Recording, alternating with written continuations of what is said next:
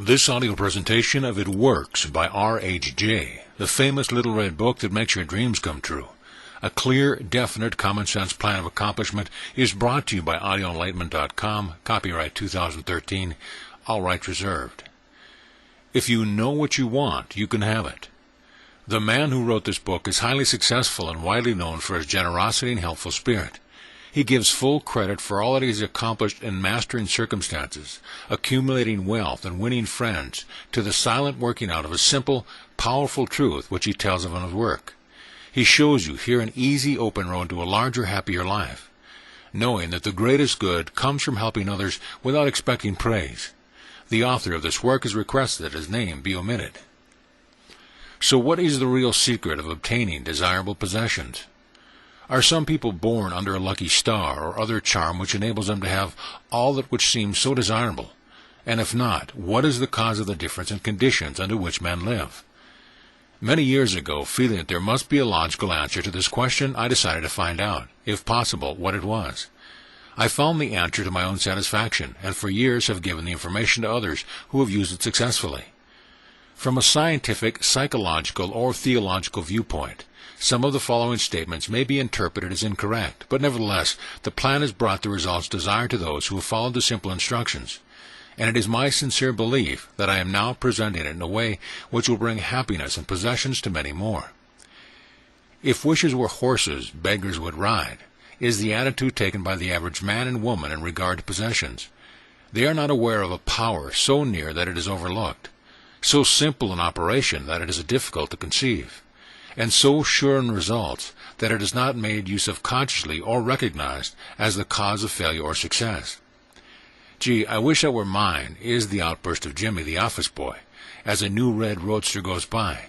And Florence, the telephone operator, expresses the same thought regarding a ring in the jeweler's window, while poor old Jones, the bookkeeper, during the Sunday stroll, replies to his wife, "Yes, dear, it would be nice to have a home like that, but it is out of the question.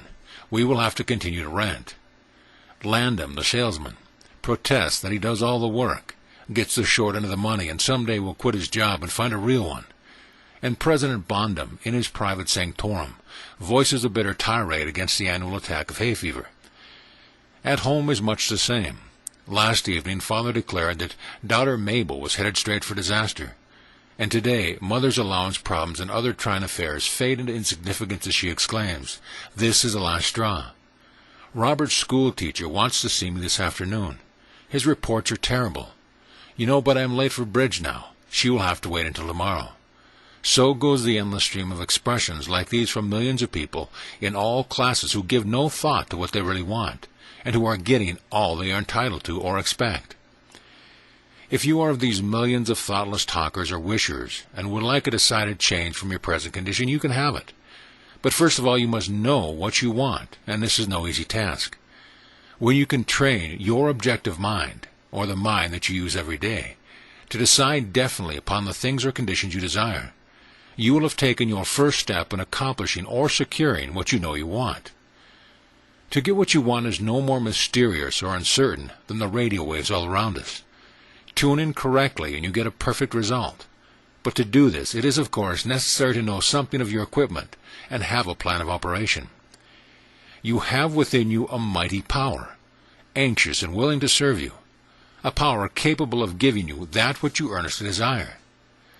This power is described by Thompson J. Hudson, Ph.D., LL.D., author of The Law of Psychic Phenomena, as your subjective mind. Other learned writers use different names and terms, but all agree that it is omnipotent.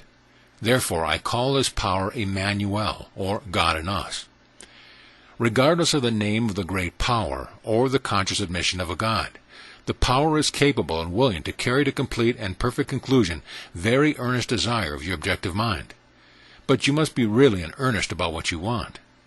Occasional wishing or half-hearted wanting does not form a perfect connection or communication with your omnipotent power. You must be in earnest, sincerely and truthfully desiring certain conditions or things, mental, physical, or spiritual. Your objective mind and will are so vacillating that you usually only wish for things, and the wonderful capable power within you does not function properly. Most wishes are simply vocal expressions. Jimmy, the office boy, gave no thought of possessing the red roadster. Landham, the salesman, was not thinking of any other job or even thinking at all. President Bondham knew that he had hay fever and wasn't expecting it. Father's business was quite successful, and Mother no doubt brought home first prize from the bridge party that day. But they had no fixed idea of what they really wanted their children to accomplish, and were actually helping to bring about the unhappy conditions which existed. If you are in earnest about changing your present conditions, here is a concise, definite, resultful plan with rules, explanations, and suggestions. The plan.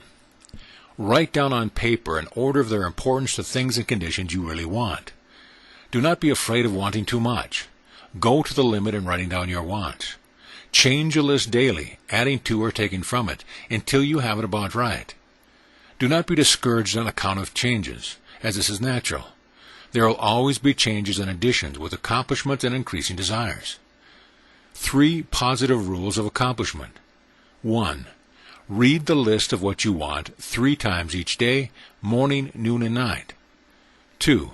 Think of what you want as often as possible. 3. Do not talk to anyone about your plan except to the great power within you, which will unfold to your objective mind the method of accomplishment. It is obvious that you cannot acquire faith at the start. Some of your desires, from all practical reasoning, may seem positively unattainable, but nevertheless, write them down on your list in their proper place of importance to you. There is no need to analyze how this power within you is going to accomplish your desire. Such a procedure is as unnecessary as trying to figure out why a grain of corn placed in fertile soil shoots up a green stalk, blossoms, and produces an ear of corn containing hundreds of grains, each capable of doing what that one grain did. If you will follow this definite plan and carry out the 3 simple rules, the method of accomplishment will unfold quite as mysteriously as the ear of corn appears on the stalk, and in most cases much sooner than you expect. When new desires, deserving position at or at the top of your list, come to you, then you may rest assured you are progressing correctly. Removing from your list items which at first you thought you wanted is another sure indication of progress. It is natural to be skeptical and have doubts, distrust, and questioning.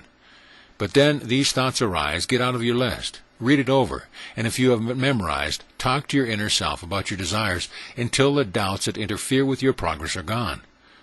Remember, nothing can prevent you having that which you earnestly desires. Others have these things, why not you? The omnipotent power within you does not enter into any controversial argument. It is waiting and willing to serve when you are ready. But your objective mind is so susceptible to suggestion that it is almost impossible to make any satisfactory progress when surrounded by skeptics. Therefore, choose your friends carefully and associate with people who now have some of the things you really want. But do not discuss your method of accomplishment with them. Put down on your list of wants such material things as money, home, automobile, or whatever it may be, but do not stop there. Be more definite. If you want an automobile, decide what kind, style, price, color, and all the other details, including when you want it. If you want a home, plan the structure, grounds, and furnishing. Decide on location and cost. If you want money, write down the amount. If you want to break a record in your business, put it down. It may be a sales record. If so, write out the total, the date required, then the number of items you must sell to make it. Also list your prospects and put after each name the sum expected. This may seem very foolish at first, but you can never realize your desires if you do not know positively and in detail what you want and when you want it. If you cannot decide this, you are not in earnest. You must be definite, and when you are, results will be surprisingly and almost unbelievable. A natural and ancient enemy will no doubt appear when you get your first taste of accomplishment. This enemy is discredit, in form of such thoughts as, "It can't be possible. It just happened to me. What a remarkable coincidence."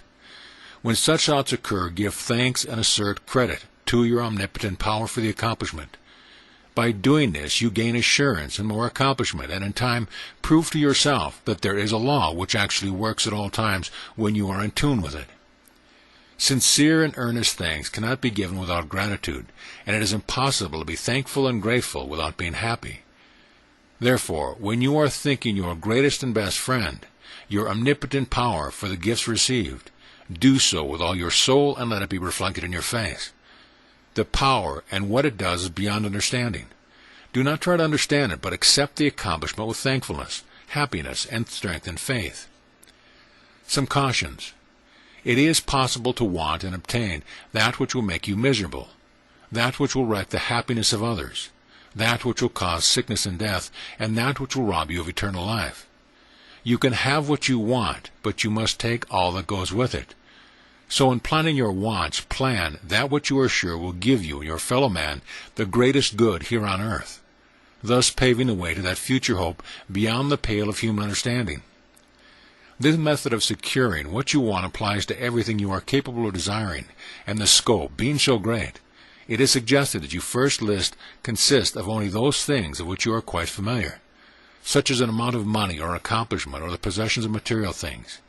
Such desires as these are more easily and quickly obtained than the discontinuity of a fixed habit, the welfare of others, and the healing of mental and bodily ills. Accomplish the lesser things first, then take the next step, and when that is accomplished, you will seek the higher and really important objectives in life. But long before you reach this stage of your progress, many worthwhile desires will find their place on your list. One will be to help others as you have been helped. Great is the reward to those who help and give without thought of self, as it is impossible to be unselfish without gain. In conclusion, a short while ago, Dr. Emil Cui came to this country and showed thousands of people how to heal themselves. Thousands of others, spoofed at the idea, refused his assistance and are today where they were before his visit. So with the statements and plan presented to you now. You can reject or accept. You can remain as you are, or have anything you want. The choice is yours. But God grant that you may find in this short volume the inspiration to choose aright, follow the plan, and thereby obtain, as so many others have, all things, whatever they may be, that you desire. Read or listen to the entire book over again, and then again. Memorize the 3 simple rules. Test them now on what you want most this minute. This book could have extended easily over 350 pages, but it has been deliberately shortened to make it as easy as possible for you to read, understand, and use. Will you try it? Thousands of better lives will testify to the fact that it truly works. Note from the author.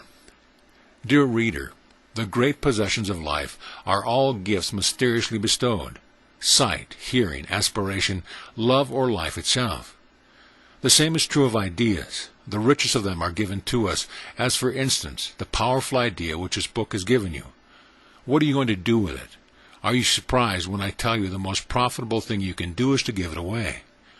You can do this in an easy and practical way by having this book sent to those you know who need it. In this way, you can help in the distribution of this worthwhile effort to make the lives of others better and happier. You know people who are standing still, or worried and discouraged. This is your chance to help them help themselves. If you withhold this book from them, you will lose the conscious satisfaction that comes from doing good. If you see that they get this book, then you put yourself in line with the law of life, which says, you get by giving, and you may rightly expect prosperity and achievement. At the very least, you will have the inner sense of having done a good deed with no hope of being openly thanked, and your reward will come securely in added power and larger life. The author.